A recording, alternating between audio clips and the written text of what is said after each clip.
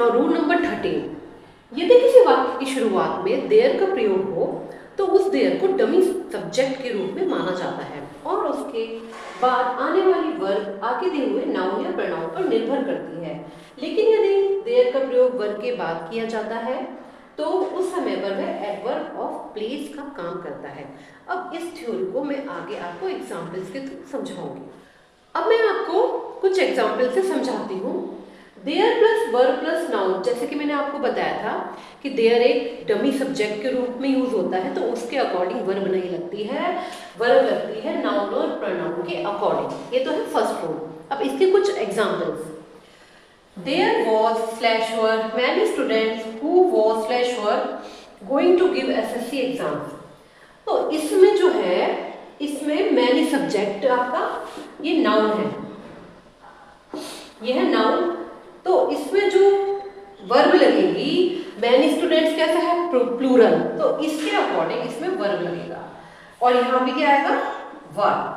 तो अगर देयर है डमी सब्जेक्ट के रूप में है और यहाँ पे देयर वॉज यानी कि वॉज वर्ब देयर के अकॉर्डिंग नहीं लगेंगे, वो लगेंगे नाउन के अकॉर्डिंग वर्ब लगेगा क्योंकि ये प्लूरल नाउन है।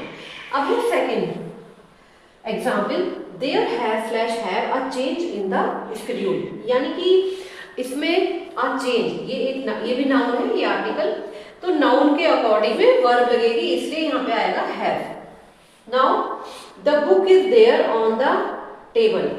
अब इसमें मैंने आपको बताया था एक तो there as a dummy subject use होता है तो नाउन और प्रोनाउन के अकॉर्डिंग वर्ब लगती है। लेकिन अगर देयर सेंटेंस के बीच में यानी कि वर्ब के बाद, जैसे कि इसमें यूज हो रहा है वर्ब के बाद यूज हो रहा है देयर, उस केस में ये एडवर्ब ऑफ प्लेस का काम करेगा। I saw him there। अब इसमें भी सेम, इसमें देयर वर्ब के बाद आ रहा है, वर्ब इसमें ये है, वर्ब के बाद देयर आ रहा है, यानी कि ये एडवर्ब ऑफ प्लेस का काम करेगा और ये वर्ब के बाद आएगा। इस तरह से देयर का यूज हम दो तरह से करते हैं। एक तो हम करते हैं अगर वो स्टार्टिंग में आता है देयर तो वर्ब उसके अकॉर्डिंग नहीं लगेगी, वर्ब लगेगी हमारी नाउन और प्रोनाउन के अकॉर्डिंग। और सेकंड केस में अगर जो वर्ब है वो हमारा वर्ब के बाद आता है, उस केस में वो एडवर्ब ऑफ प्लेस का काम करता है।